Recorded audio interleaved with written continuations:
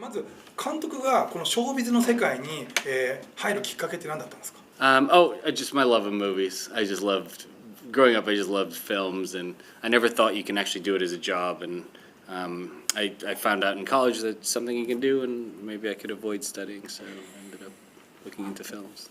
でも夜はね、DJ やってたわけじゃないですか。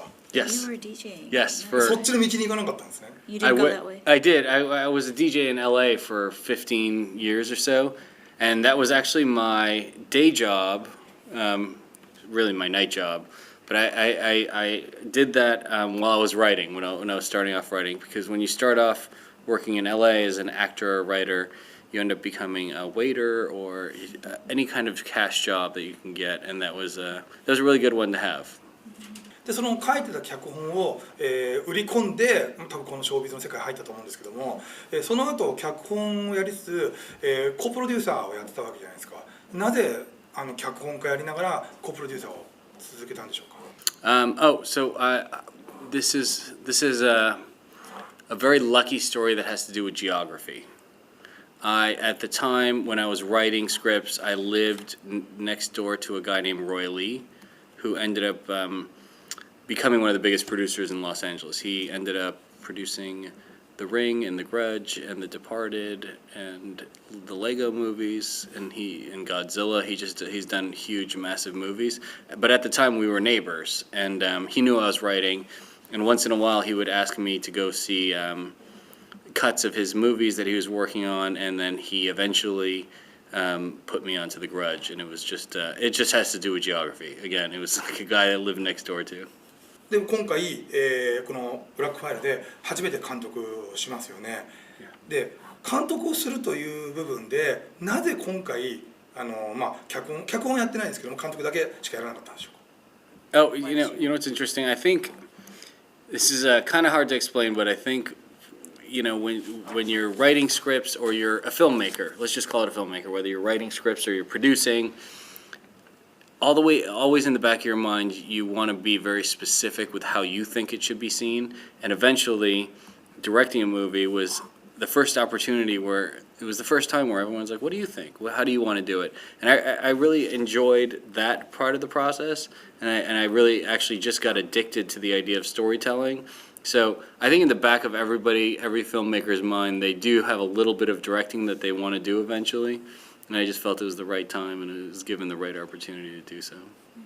で僕はここに出てる人じゃない脇役で大好きな役者がいたんですけどもクリス・マーケットっていうのがいるんですよ。ナード役で出ててハッカーの役で、はい、で彼はもうフレディ vs ジェイソンの時から大好きでいつもナード役で、出るんですよ。ファンボーイズとかガルネットとか、はい、でクリスはもうそういう役ばっかやってたんで今回もまたそのハッカーとしてナード役やってたんだけどもで彼の隣の部屋に彼はジョシュとすごい親友じゃないですか。でそのジョシュが彼の部屋行った時に隣の部屋行ったら任天堂エンターテインメントシステムのテクモボールで遊んでるんですよ。Yes. これクラシックビデオゲームで。Yes.なぜこれを遊ばしたんですか？ちょっとシンさんがもしかしたらゲームオタクなんじゃないかなと思って。It was more like it came out of a props department, and then the props guy just connected it, and we're like, oh my god, it works. And then we started playing. We had him play it, and then we realized afterwards that we had to clear it. So we begged Nintendo to please let us use the visuals from it, and then they let us do it. Yeah.でもこの時代に80年代のビデオゲームがそこで遊んでるっていうのはものすごい異様だったんですよ。Oh yeah, no, Josh Duhamel loved that game, so we sat there and played all throughout lunch. Yeah, he loves it. そうなんですね。いや意外でした。It was a surprise seeing that. Yeah. It was a nice surprise seeing that in this film. Yeah, it was cool. でシンさんは今回スリラーサスペンスの映画撮ってるんですけども。今まで見てきた映画で、ブライアン・デ・パルマが大好きなのは分かってます、がそれ以外の作品で好きな映画っていうのはどんなものがあったんですかね？ Okay, so we know that you love De Palma. 好きな作品ですね。はい、もうデ・パルマはもう分かってます。もう演出からして分かってたんでデ・パルマ以外の作品で好きな映画をちょっと挙げていただければ。Dark Knight. Love the Dark Knight. I don't know why, but Dark Knight, the second one, I love that film. Films in general, I mean, I love a lot of Chris Nolan's movies. So as an aesthetic, I like Christopher Nolan. This is really odd, but I love the work of Nick Refn. He did Drive, Yeah. but he also did Neon Demon, which doesn't Yes. actually, which is almost hard to understand it as a film, but as a piece of art, I really appreciate it. And then there's a lot of new filmmakers that I love, like the guy that directed It Follows kind of blew me away. So there's a lot of movies here and there that I tend to like, but overall, aesthetic-wise, I like David Fincher and Christopher Nolan for contemporary filmmakers. このブラックファイルですごい素晴らしいなと思ったのが、音楽がものすごくその演出で、編集ですごく時間かけたと思うんですよ。じわじわくるそのスリラー的なホラー的な、演出運びにそこにちょうど音楽うまくかぶさってたんで、これは研究してるの、確かにブライアン・デ・パルマは研究してると思うんですけども、結構ねホラー要素をいろいろ研究して作られてるのかなと思ったんですけど、どうだったんでしょう。 You know, the composer was a guy named Federico Giusid, and he had won. There was a film that won the best foreign language film called Secret in Their Eyes. It was a Spanish film, and he scored that. He's from Argentina, and he's what's interesting is he's very classically oriented, meaning like the films that were coming out of Spain and out of Argentina at the time were very like score matched with scene, right? So he kind of came in using that model instead of saying, well, we're gonna change styles, we're gonna do some beats here, we're gonna do some beats there. So he was very integral in that creative part of the process. 最後にじゃあシンさんから日本のファンになんかメッセージいただければと思います。このブラックファイルが1月7日から公開されるんで。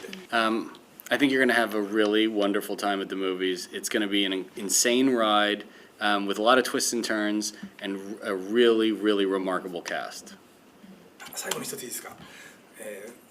2作目の監督の予定はないんでしょうか。 Yes. As a director. Yes, I'm working with the same company that did this. I'm working on it's a psychological thriller about two people. It's about a young couple that moves to New Mexico to work for a company that's the equivalent of Boeing. And because of how close it is to Area 51, all of these strange things start happening.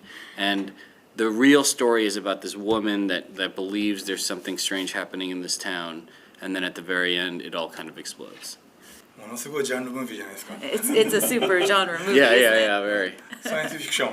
Yeah, Science fiction. a little bit, yeah. 楽しみにしてます。 Cool. He's I looking hope you forward to see it. it. ありがとうございました。 Yes, very nice to meet you. This is the third death attributed to the medication. 巨大製薬会社の不正と Well, I faced inquiries before I could. 事件の真相を暴こうとする野心家弁護士 You're not serious, are you? You need someone who isn't afraid of the wrong thing. 事件の鍵を握る謎の愛人 I was on his laptop and I found data about the clinical trials that went bad last summer. そのファイルをきっかけに巨大な陰謀が動き出す You didn't do it, right? No, I didn't do it. For you to drop this case. It's just not in your favor. 人間のさまざまな欲望が絡み合い全ての歯車が狂い始める何が本当で何が嘘なのか戦慄のラストがあなたの人生も狂わせる I said, who the fuck are you? ブラックファイル野心の代償